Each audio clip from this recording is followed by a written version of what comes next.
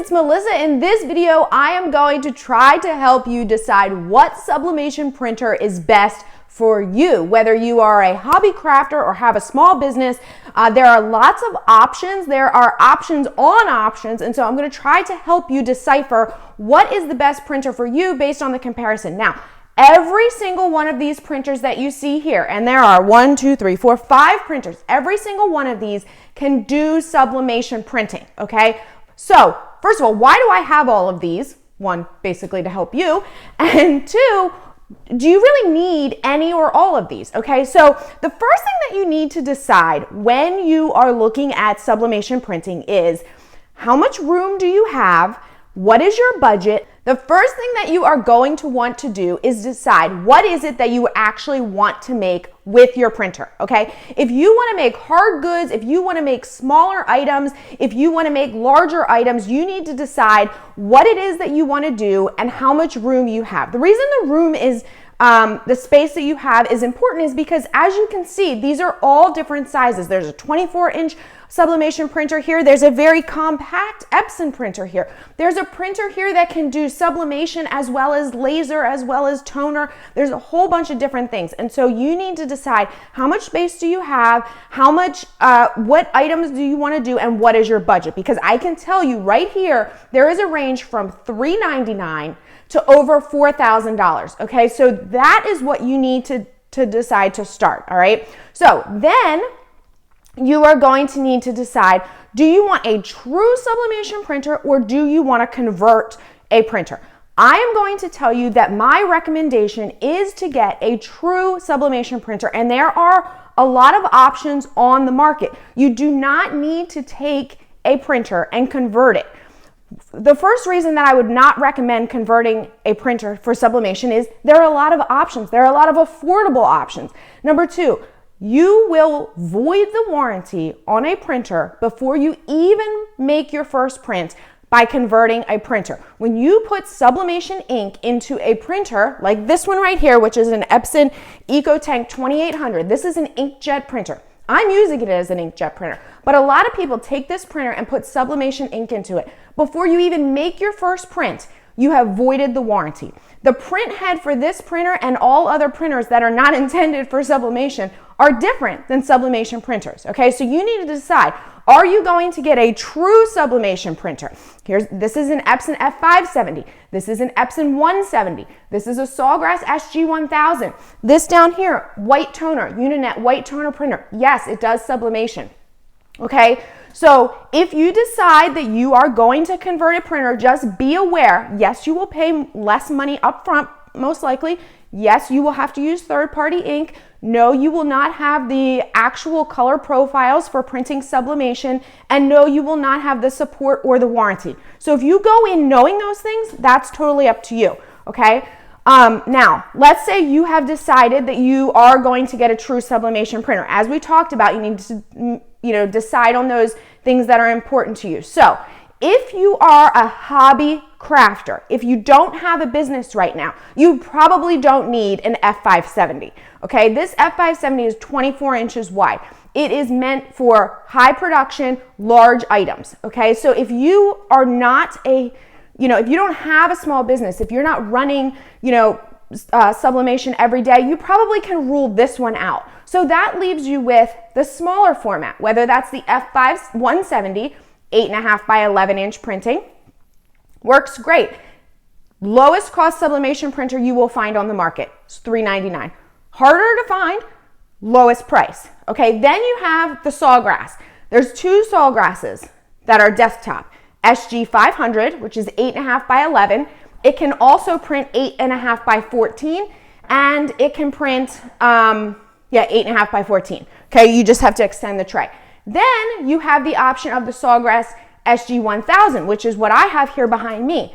That is an 11-inch wide sublimation printer that can print 8.5 by 11, 11 inches by 14, 11 by 17. These are all standard printer sizes, transfer paper sizes.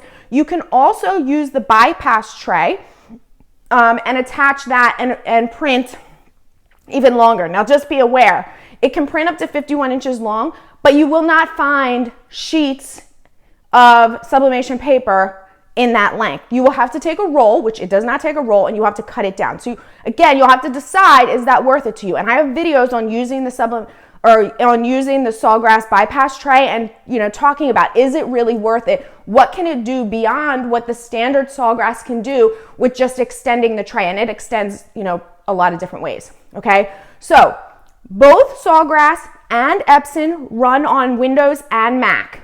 Okay, so and they both include the print cart, they both include the print manager, so that you can get all the color profiles that you need, and they both print directly from Silhouette Studio. And so as far as software, they are equivalent. Okay, it's not, sometimes there's this only runs on Mac, this only runs on PC. No, they both are equivalent in that way. If you decide, and we'll talk more about the white toner in a minute, because that's the least, popular option, to be honest with you, when it comes to sublimation. But when you're talking about Epson and Sawgrass, the software is really a kind of a moot issue. Okay. Now, one thing that is not a moot issue is the ink. Now you can see I have the Sawgrass ink here. It's cartridges.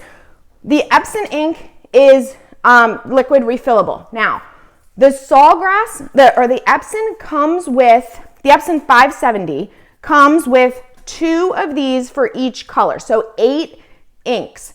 Each of these is 140 milliliters, okay? So I want you to think about that, 140 milliliters. To replace this, it's $19.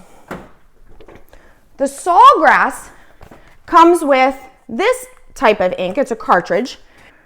So the Sawgrass comes with a starter ink, which is 20 milliliters, unless you upgrade to standard ink, okay? Even the standard is 30 milliliters. Remember, 140, 30. $19 to replace, $80 to replace, okay? You do the math, okay? So yes, the ink is much less expensive for Epson, the true Epson sublimation ink versus Sawgrass. There's no getting around that, okay?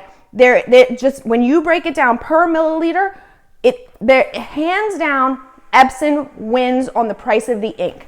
Now, the Epson 570, which is like I said, the larger printer, this one starts at about $2,400, okay? The SG 1000 starts at about $1,500, okay?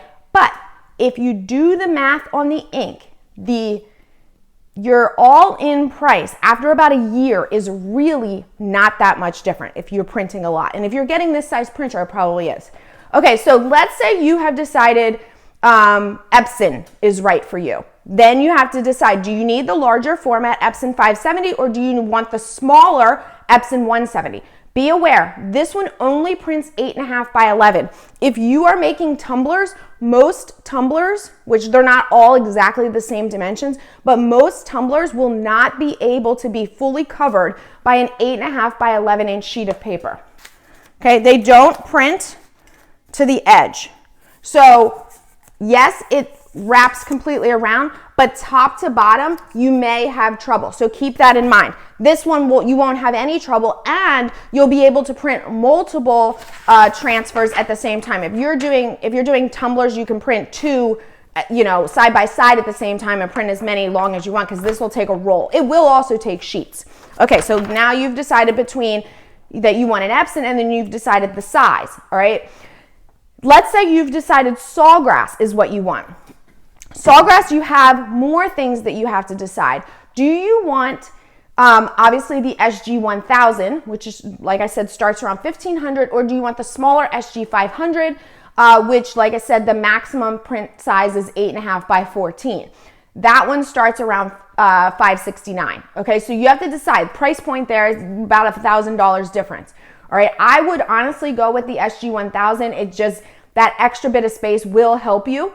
But you also have to think about one other thing when you're thinking about the Epson, and that is not only the amount of ink that you want to start with. Remember, we talked about starter or standard, which is a slight upgrade, larger inks. You also have to decide, do you want the SubliJet HD ink, or do you want the Caesar ink? Okay, there's 2 different types of inks.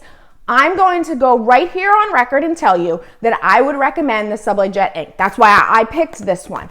You can use either for both, textiles and hard goods, but I find that I get the best colors, the best print quality with the SubliJet. No offense to Caesar or anything like that. Obviously, I like Caesar. I have a Caesar machine right here, but I do think that the SubliJet ink is better. Okay, so you have to decide that as well. So on the Sawgrass, you're deciding between the SG500 and SG1000.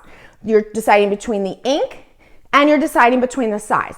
My recommendation would be, you're looking at all the different bundles, to get an SG1000 HD SubliJet ink with the standard 30 milliliter ink to start, okay? So that hopefully gives you a good comparison about all of the common sublimation printers on the market. Now, like I said, we have this one other option, the Uninet iColor white toner printer.